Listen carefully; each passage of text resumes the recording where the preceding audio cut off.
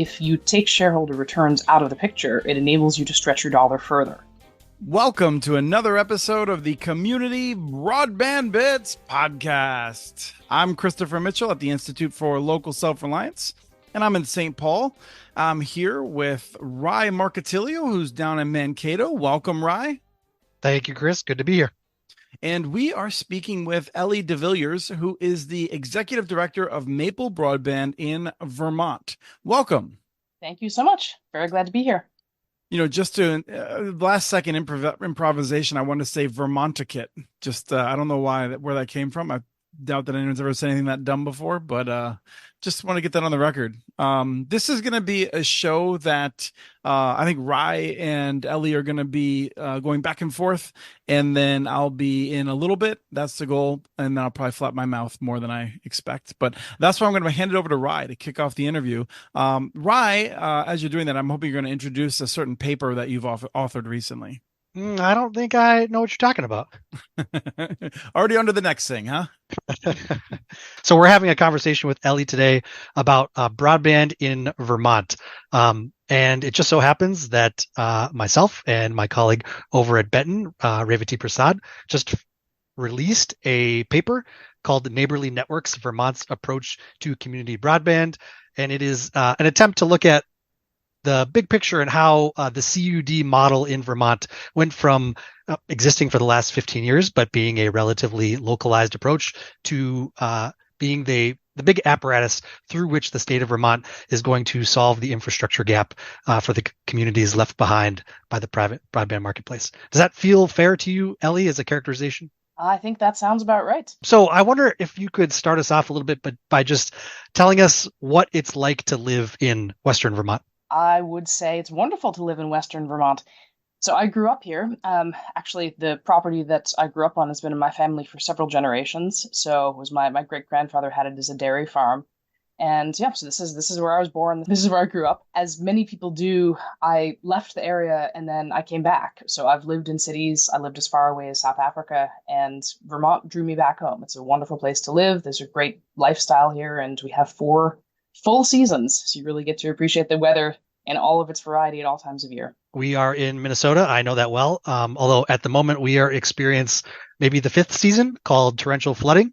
And I should say, if you guys lose me on the stream, we had bad flooding over the weekend, and a 110-year-old dam just north of where I'm at, upstream of where we're at. On the other hand, you got a classic workout of save the basement. That's right. It was a weekend of pumping a basement out. So if you lose me, I've got floaties on. Don't worry about it. I'll turn up downstream somewhere. And Ellie, I just have to ask, Vermont being a primarily north-south state, when you say Western Vermont, are there like 8 people that live in Western Vermont? What qualifies as Western Vermont? I don't know. I mean, you asked the question, not me. So Vermont. So it's a Rye invention. Yeah. So it is a Northwest state, so the Green Mountains essentially bisect the state in the middle, and people live in the Green Mountains as well. So actually, I'd say the majority of our population probably lives in the western half of the state, so the Champlain Valley, going up to Lake Champlain, and then there are, of course, a lot of people in some big cities on the eastern side as well. But a lot of the eastern side is the Northeast Kingdom, which tends to be a little bit more sparsely populated. But don't quote me on that, because I'm not an expert in Vermont demographics. What you are an expert at is broadband infrastructure in both rural and partly urban parts of the state of Vermont. And so I wonder if we could you could help me set a little context here maybe. We're talking about Maple Broadband, which is another name for the Addison County Communications Union District in Vermont. The Communications Union District, or CUD model, is something that's been around in Vermont for 15 years or more. It is a method by which towns can band together to solve infrastructure gaps in the places where they exist. Can you give us a little primer on what Maple Broadband is and how it started? Before I do that, I actually want to give a little bit further history.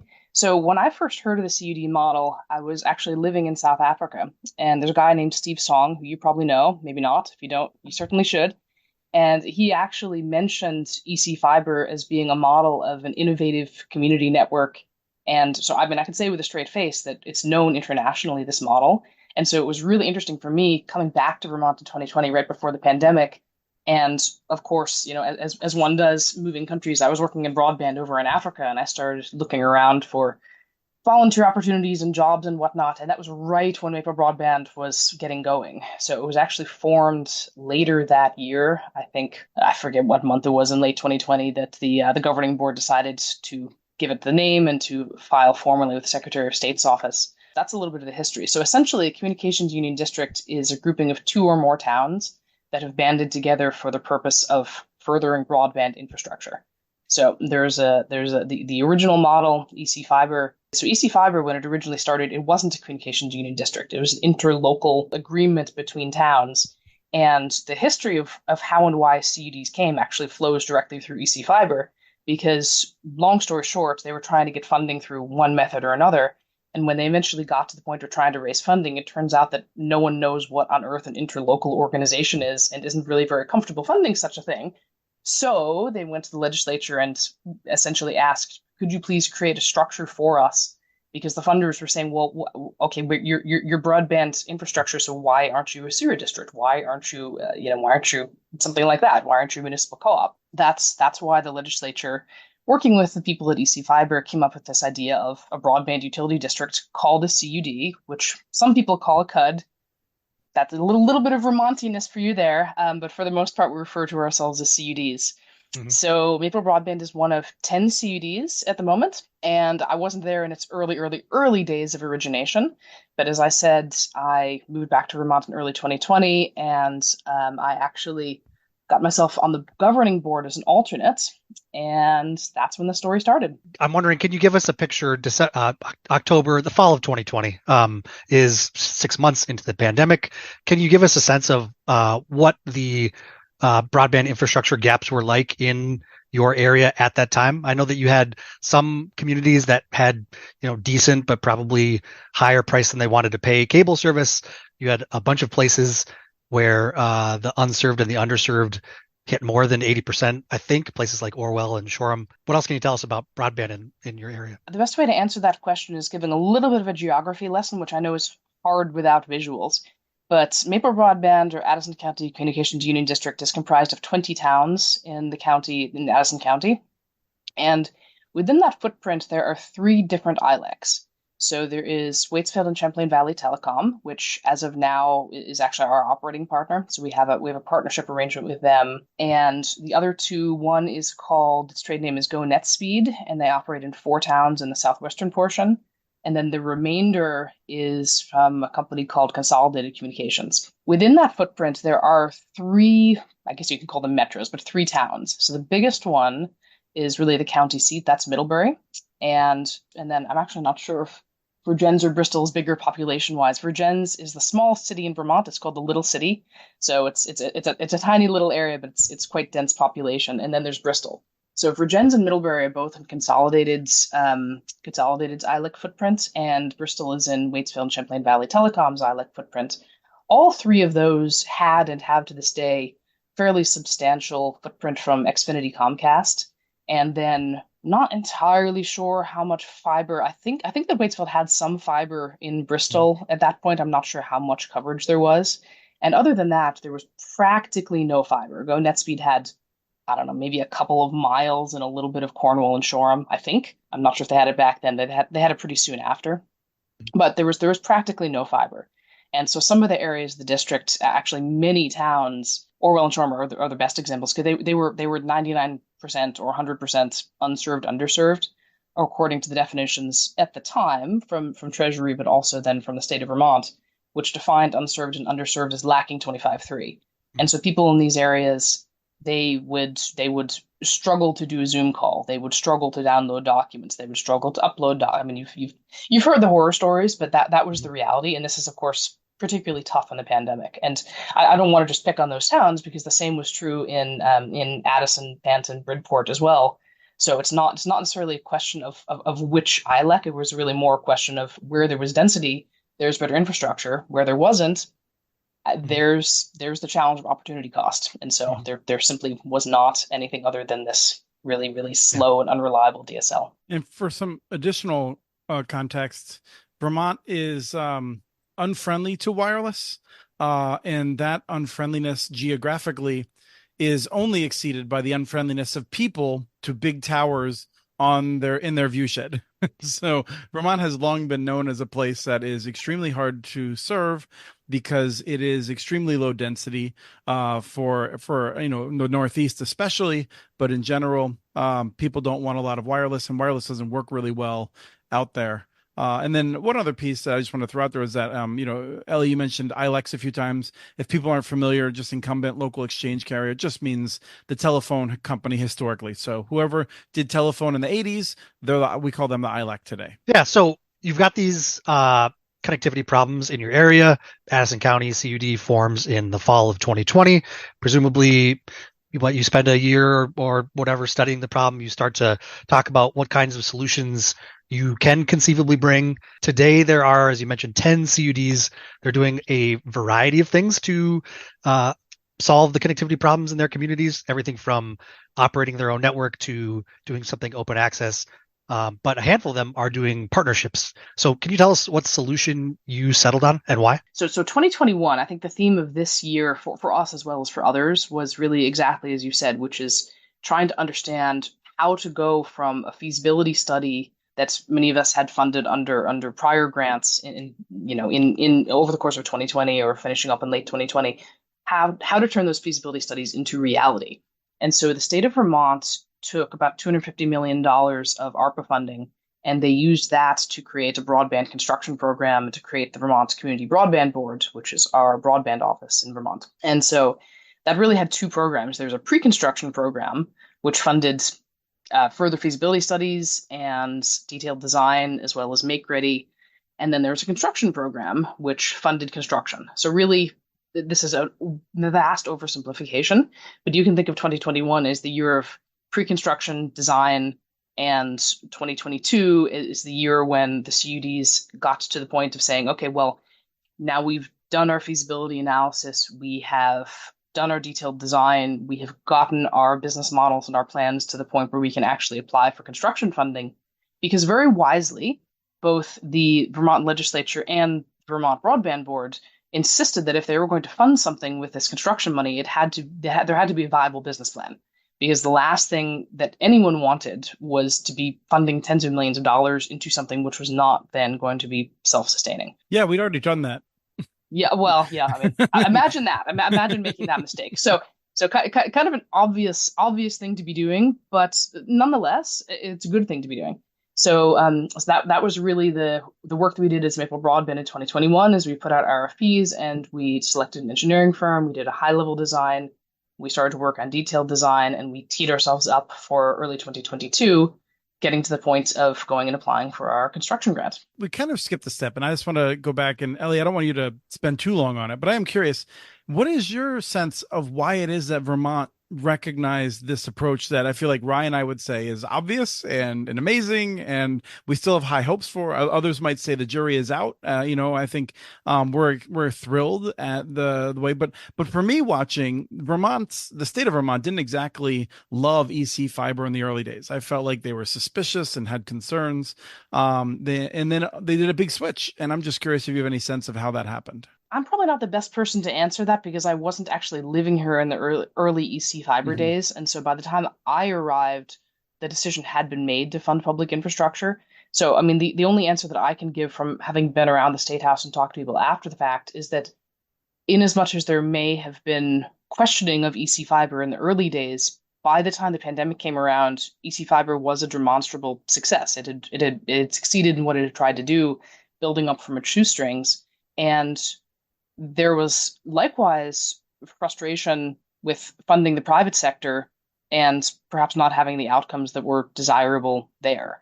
And also, I think, if I may, perhaps a little bit of frustration of saying, well, the private companies had monopolies, regional monopolies in these areas because there wasn't really any competition and have failed to invest. And why should we take public money and reward them for failing to invest? Maybe we should try something different. Because I think one of the things that EC Fiber says, which really rings true to me, and I should also say I've come from the private sector as well. There's nothing wrong with it, but the nice thing in a challenging economic environment when you're trying to work on affordable access or reaching the last mile where there's a challenging business case is if you take shareholder returns out of the picture, it enables you to stretch your dollar further. That's a truism, if you will. which made the challenge what we're trying to do here, which is not to bring competition necessarily into the towns and cities. The districts can choose to do that if they feel that it furthers the business case. But the construction grant money was not for that. The construction grant money was to build to the unserved and underserved.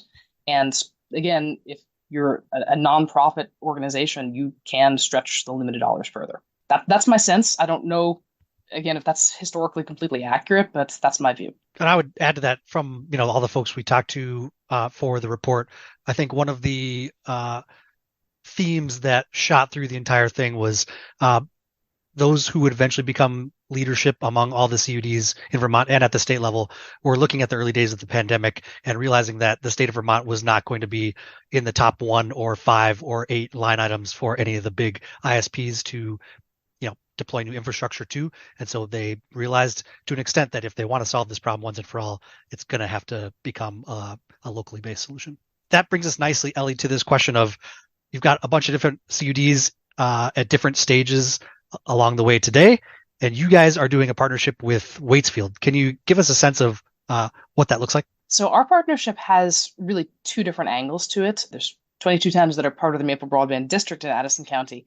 Approximately half of that is within the WCVT ILEC or telephone company footprint, and the other half is outside the footprint. So they were already rolling out fiber before we came along. And one of the things that we also did in 2021 is figure out who we thought, or again, through RFP and through discussions, pick an operating partner. So I wasn't closely involved at that time. I was on the governing board, but not on the executive committee, and I joined that in early 22, and then I came on as staff in October 2022. So I wasn't involved in those discussions, but Waitsfield came out as the top for our operating partner.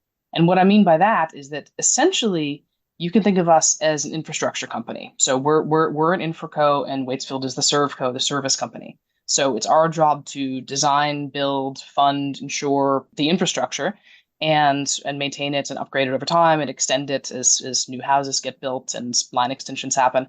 And their job essentially is to do customer service and back office and billing. And we operate under the Maple Broadband brand. So part of what also falls under our remit is the marketing and the public relations of the Maple Broadband. One of the reasons for this is that, especially in a rural area, it is really important to make sure that you have the take rates necessary to make your business case work. And again, not to say that Waitsfield wouldn't have done a great job if we just said, okay, we're going to be a pure infrastructure company and you use your brand across everything.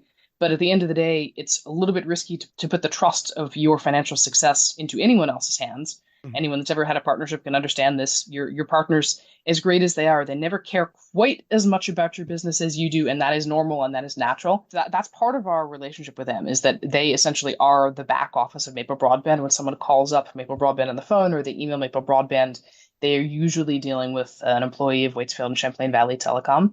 The other implication of this, of course, is that another very wise requirement of the broadband funding was that you not only have to have a sustainable business model, but you also have to have what they call a universal service plan, which is to say a plan to connect every unserved and underserved address. So no taking these tens of millions of dollars and building out part and then saying, oh, well, sorry, other towns, too bad. So our business plan had to anticipate taking on debts to be able to build those other areas. But what we discussed in our partnership with Waitsfield is that, so obviously if they were going to be our operating partner, they probably didn't want us going and competing with them in their footprint. That's not, that would not have gone over so well. As I mentioned earlier, they were also building on fiber anyway. And so what we said is okay, well, your responsibility under the Universal Service Plan is to build out your footprint. So we'll support you to get some of this construction funding to do that. And the rest of it, you'll have to take on debt. And that reduces our build, that reduces our risk, and so we will take care of the rest. So we have a unique relationship because there's a couple of other CUDs that have partnered with Waitsfield for the former part to be their back office and their customer support and their installations. But we're the only one that has an overlap in terms of that telephone company ILEC footprint. And so we have a little bit more of a nuanced partnership with them. And correct me if I'm wrong, but is it true to say that Maple Broadband, that you guys will own any of the infrastructure that you build with public dollars, but WCVT will maintain ownership of new infrastructure in its current ILEC footprint? Yes, that's correct. Ellie, I think some people might also be wondering what happens to people who live outside of the towns, because in most of, like in Minnesota, some people live in town and then other people live in unincorporated areas. But I think in Vermont, if I remember correctly, basically everyone lives in town, right? The towns are, there's no areas outside of town effectively, like, because it's another town, right? Yeah, I mean there are some unincorporated gores and things, but none of those are in my footprint. So, Mhm. but they essentially form like small unincorporated, or they behave like small unincorporated towns, as far as I'm aware. I do have a question about the that question of ILEC territory and getting to all the universal service plan. But before we get to there, I did want to ask you. So you've got this plan, you've got the partnership with Waitsfield. Um, Presumably, you've got some momentum built, and money is coming in from the VCBB and maybe a couple other sources. Where you started construction, I think, in the summer of 2022, and where are you at today? Where are you at this point in the summer of 2024? So we started in October of 2022, actually, and October 1st happened to be a very easy to remember date. And as of now, we are just a couple of weeks away from wrapping up what we're calling our phase two. So we started our phase one in the southwestern portion, so some of the most unserved, underserved areas. So it was substantial portions of Cornwall and almost all of Shoreham, about 40% of Orwell, and maybe a third of Whiting. So that was our phase one, and we started that October of 2022. And we actually only built about a little bit under 30 miles over the winter, and then we took a pause for the spring. There was a couple of reasons for that. We wanted to have some momentum, but we also wanted to make sure that we didn't build 150 miles at first, because you always make mistakes when you're starting out. And it was a new combination of us, an engineering firm and construction oversight and Waitsfield operating things. So we wanted to take a small bite and then learn from that. And we certainly did learn some lessons from our first, it was actually 25.7 miles, that we brought on our first test customers in early January and let them kick the tires for a couple of weeks. And we had our official service launch in February. And then when spring came around in April of last year, that we really kicked up the rest of the network construction of phase one. And then that wrapped up about, it took almost a year. So it was the end of February before that finished. And there was a couple of reasons. So one of the reasons for delay early on was that we had some challenges with Make Ready, which is getting the telephone poles prepared. And I think that was a combination of factors. But in our part of the state, and actually a large part of the state, there's a single pole owning utility, and they do a really good job with their systems. But I think that they were just a little bit overwhelmed with the demand, and so things were a little bit slow. But we managed to work through that. And one of the biggest lessons that we've learned from that is just allow more lead time, because then if things do fall behind, it doesn't become a crisis. It just becomes something that you planned for. I don't know if we've ever had anyone come on and say that they had a good relationship with the pole owners and they were doing a good job. So kudos. Just wanted to call that out. Yep. Well, shout out to Green Mountain Power. They've been a great partner to us and some of the other communications union districts. We have an association of communications union districts, which is called VCUDA, which, for my sins, I'm the chair of that. And so we actually, was about it was a little bit over a year ago. We actually, as VCUDA, got involved in discussions with Green Mountain Power and talked about these things very clearly, and they really did come to the party and work with us. We're also very lucky in that Vermont has some really good regulations around Make Ready and how things are meant to work. And so I'm well aware of the challenges that some other states have, and we have been tremendously lucky in that regard. I agree. I was just talking to our intern for the summer, Jack. He went to a SHLB sponsored polls symposium in DC, and there were representatives from a few different states, including Vermont there. And one of the takeaways for him was how well things seem to be designed in Vermont. And the evidence of that is the relatively quick progress not only you, but some of the other CUDs have been able to make in a year, 18 months, 2 years. Yep, absolutely. Absolutely. So just finishing up the story. So our phase two of construction, we started a little bit before phase one wrapped up, so earlier this year. And we are just a couple of weeks away from being done with that. And so what that looks like is most of the remaining portions of Orwell. Our footprint, we really have two islands. There's the southern one with Middlebury and Ripton to the east, and then Cornwall, Shoreham, Orwell, Whiting to the southwest. And then there's a northern island, which has the city of Vergennes and the town of Ferrisburgh and the town of Waltham and some portions of the towns of Moncton and New Haven, which is my hometown. Our phase two is substantial portions of that northern island. And the things that we've left out are A, areas that are already served completely by Comcast, Xfinity. And so our construction grant allowed us to build down main roads in order to get to the unserved and underserved areas, which is a really good amount of flexibility that not all grants have. I mean, allowing us to build everything there, including to serve them and to pay for drops, right? That's a difference in terms of how the BEAD funding, for example, works, where you can build that middle mile, but you can't do any distribution fiber or serve anyone off it. So because of that, our network hub is obviously located towards the center of that island, and so we wound up going down a lot of areas that were served, but I mean properly served. They did in fact have Comcast Xfinity main roads to get to the outlying areas. So we wound up picking up a lot of passings in that. But the areas that are side roads or suburban areas that are fully served by Comcast, our construction grant didn't let us pay for those.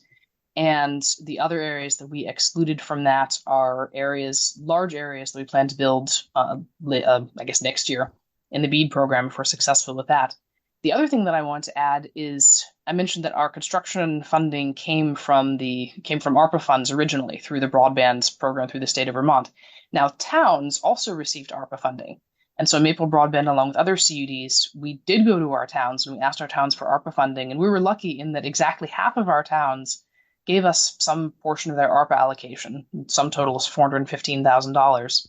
And then the Vermont Community Broadband Board, they actually wound up matching that 1-to-1. And the rule on that match is that we have to use it for the same purpose that the towns authorized, which is great because when we went to our towns, we asked them for essentially broad authority to do whatever we needed to do in furtherance of our mission to build fiber optic broadband. So one of the things that we've done is we've built out some of the areas where there's a lot of density, but that we can get to aerially where there is Comcast. And we did that because A, we sensed from speaking with people in the community and people who were registering online that there was an interest in these areas, and B, the marginal cost to do it when we already had construction crews out there going down the roads right by it was tiny. So I don't have the number in front of me, but for, I would say, less than a quarter of that, we've been able to fill out some of what would otherwise be further Swiss cheese holes up in that area. And just anecdotally, there's this one small road that I think had maybe 20 homes on it, and I noticed it because we parked right by it for the Memorial Day parade a couple of weeks ago, and then I was looking in the orders, and that small road had, I think, 4 orders of people in, and so it's a great example of where even though there is cable, it doesn't mean there's no demand. I think that's a particularly good point to underscore. Yeah, almost done with phase 2. You've started phase 3. Can you give us a sense at all of like the size of this project? Like Maple Broadband will do X dollars worth of infrastructure by the time it's all said and done, or at least what percent of your build phases 1, 2, and 1 and 2 represents as a whole? Yeah, that's a good question, and it's a little bit hard to answer at this exact point in time because I'm trying to figure that out at the moment. And the reason being that when we're done keeps changing. So I mentioned earlier universal service, and universal service when we first started was a much bigger ask than it is now. The reason being that also last year, GoNetspeed built substantial portions of the areas that we built in some of the towns in their footprint, and then also consolidated with their Fidium fiber brand. They built out one of their wire centers, which is the entirety of the town of Middlebury and Ripton, and I believe most of Salisbury as well, town of Salisbury. So a lot of what needed to be built when we got started actually no longer needs to be built. And so the remaining bit is actually a little bit unclear. And so the state of Vermont just last week released its final list of eligible BEAD addresses, which we're going to go and compare to the remaining addresses according to the Public Service Department. And of course, I mentioned earlier that we are going to be applying for a BEAD grant. But regardless, the Venn diagram that's the intersection of those two is our universal service plan that we plan to build in one way, shape, or form, right? And then the other BEAD BSLs, well, maybe we build them, maybe we don't, depending on what happens. As of now, we're probably in the range of 80 to 90% complete in terms of where we started and what will be live in a couple of weeks versus how much more we have to build. So that's a rough guess, but just to give you a sense. I appreciate that. I appreciate also that it's always a moving target. Filling in on that, as everyone has an option, you are a nonprofit organization. Presumably, you are planning on being sustainable financially, which means that hopefully there will be actual extra revenues. And so you will have to choose between, I suppose, giving those to the towns or lowering your prices or expansion. And I'm just curious if there's been any discussion about that. It's always, I feel like people never want to talk about that too early because it seems too hopeful, but I'm just curious if there's any thoughts along those lines.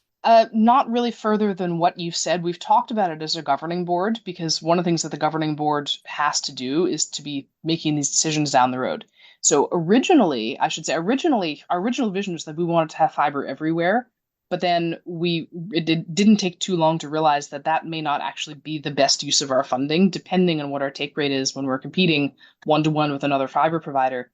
And as you mentioned, we are a nonprofit, and even with all the grant funding, we are actually not the low cost provider. The reason being that our prices may drop over time, but we kind of need to figure out what our cost base is in terms of our overheads and our operating cost, and what our financing cost is to build the last little bits. Because even with all the grant funding, most of our network are in these areas that were historically either had no business case or had an insufficiently strong business case, and prices tend to be sticky downward, right? So we're keeping our prices where they were in the original business plan for now, and we will see. But we have had that conversation with the governing board just to be very clear that a simple choice that we could make, say, around a year and a half from now is, okay, do we say that our network is our network and we drop our prices to be able to cover maintenance and expansion and things like that, and essentially just cover costs with a little bit of a rainy day fund?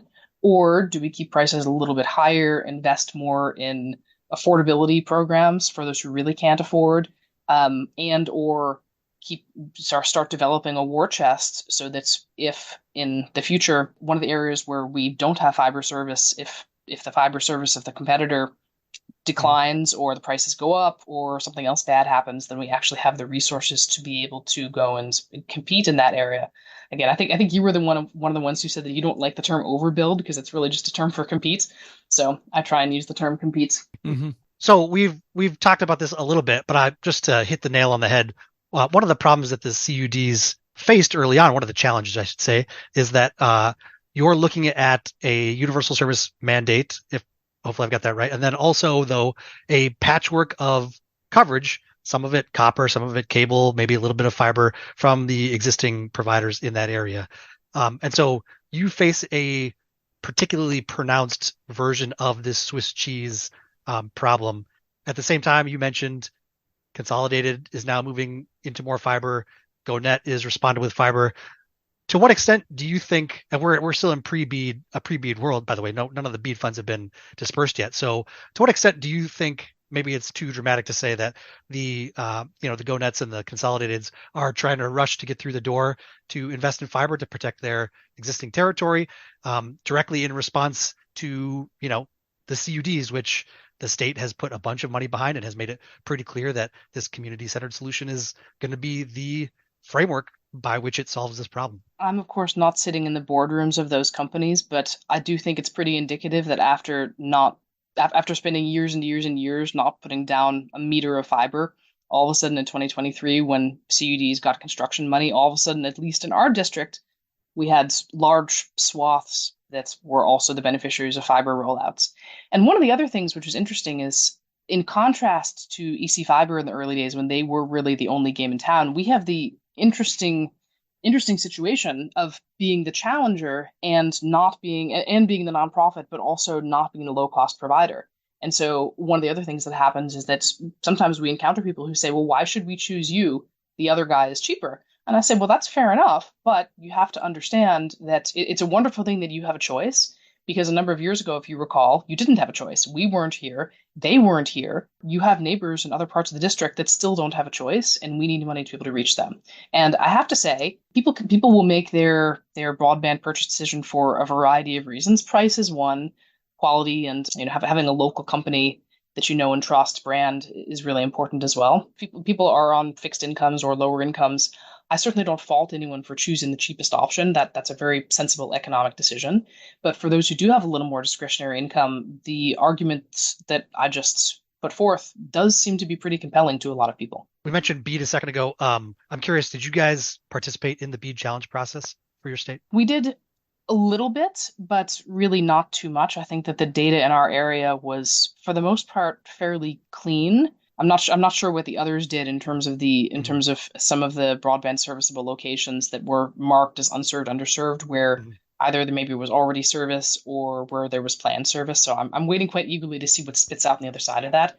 But for us, at least, we were working very closely with the broadband board because the areas that were excluded from our district were areas there were enforceable commitments either under ARPA, which was us. So obviously we knew what those addresses were, they knew what those addresses were, or GoNetspeed opted into enhanced ACAM. And so every single address in those four towns came off the map. And then, as I mentioned, much of Middlebury and Ripton was built out. So there was actually really not that much to be doing for us in particular in the challenge process.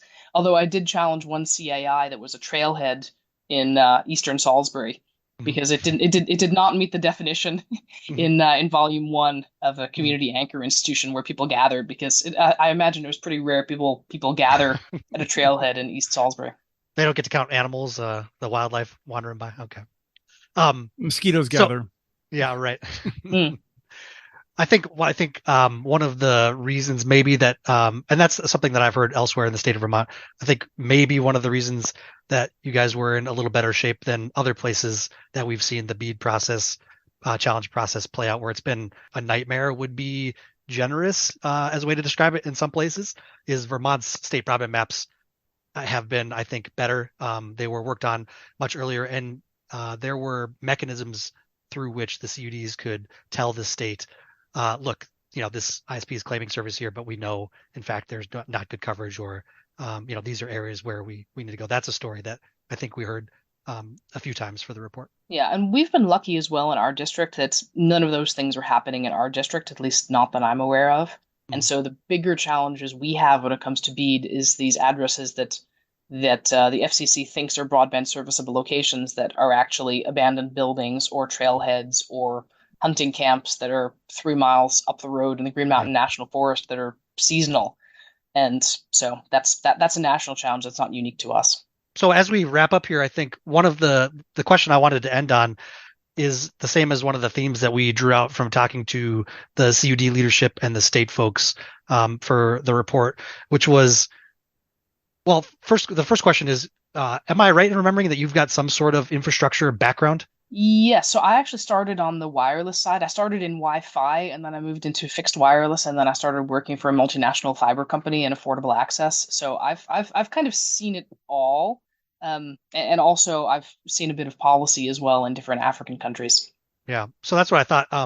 I think that's one of the reasons the CUD model has been as successful as it has been up to date, which is leadership by folks who've got familiarity with this particular thing. But at the same time, you mentioned when you joined the board, I think, as an alternate. In other words, it was a volunteer proposition early on. And that is definitely the case throughout the other CUDs, is a strong thread of volunteerism, folks being willing to give up 5 or 10 hours a week, or even more oftentimes, especially early on, to see this project through in the place where they live. Is that something that you guys are still looking at as happening in ACCUD, or I know that, as you move towards actually building and operating, that the kind of the workforce begins to shift? Yeah, well, that's a great question. And that was actually one of the knocks on CUDs. People are saying, oh, you have these organizations that are run by volunteers. What do they know? And to be honest, when I first moved here, I had the same concern as well, because it works, but only if you have volunteers who kind of do have some experience and know what they're doing. So our CUD was very lucky in that, obviously I had a background. Our chair had a background in inside plants, and he still volunteers quite a lot.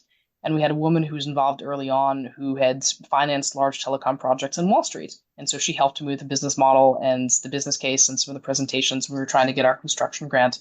So we were very lucky. But even now we have both our chair and our treasurer have positions that have small stipends available to them. But the people put in way more hours than what the stipends pay for. And, again, I think I think it's by choice that if we have the financial strength, that if we needed to pay for this, we could, which is great. But it's also wonderful to have the sort of community involvement. And it's not just people putting in a lot of hours, people putting in small numbers of hours, coming to the governing board meetings, but acting as liaisons to the towns and to the community as and where we need. Yeah, I think, certainly there's something to be said for the lightning in a bottle of the right people at the right place at the right time. But at the same time, they made it relatively easy for those of you who have some infrastructure experience or infrastructure adjacent experience to step into leadership roles and then invest you with the kind of, the tools that you need to get the job done. Yeah. I don't know, Ellie. I was looking for I alone solved it. They were a disaster and I came in and I've fixed everything. Now you're gonna fix the whole state. We could use some more arrogance from you, I think. Well, I have saved money in one or two places. There we go. Well, thank you very much, Ellie. Appreciate the conversation, and looking forward to continuing to watch what it is you folks are doing over there. Chris, do you have any parting questions? No, I'm so thrilled. I've been doing this for 18 years, and we're in a position now where Vermont has embraced this. And one of the things I just want people to walk away from is knowing this wasn't inevitable, right? This was the hard work of a lot of people, some of them volunteers, some of them professionals, some of them for a long time, the nonprofit ValleyNet, for all those years, serving folks. So, volunteering and also just like choosing a job where you can work for good as well as for, a salary as well, it can make a difference. So it's really exciting to be here now. And Ellie, it's great to talk to you and hear the story of how Maple Broadband, how you got to where you are and where you're going. We're going to be talking to a few other CUDs as well, but we just shouldn't lose track of this. Is very special, and it wasn't destined to end up this way. Thank you, Ellie. Thank you, guys. It's been a pleasure. We have transcripts for this and other podcasts available at communitynets.org/broadbandbits. Email us at podcast@muninetworks.org with your ideas for the show. Follow Chris on Twitter. His handle is @CommunityNets. Follow CommunityNets.org stories on Twitter. The handle's @MuniNetworks. Subscribe to this and other podcasts from ILSR, including Building Local Power, Local Energy Rules, and the Composting for Community podcast. You can access them anywhere you get your podcasts. You can catch the latest important research from all of our initiatives if you subscribe to our monthly newsletter at ilsr.org. While you're there, please take a moment to donate. Your support in any amount keeps us going. Thank you to Arnie Huseby for the song Warm Duck Shuffle, licensed through Creative Commons.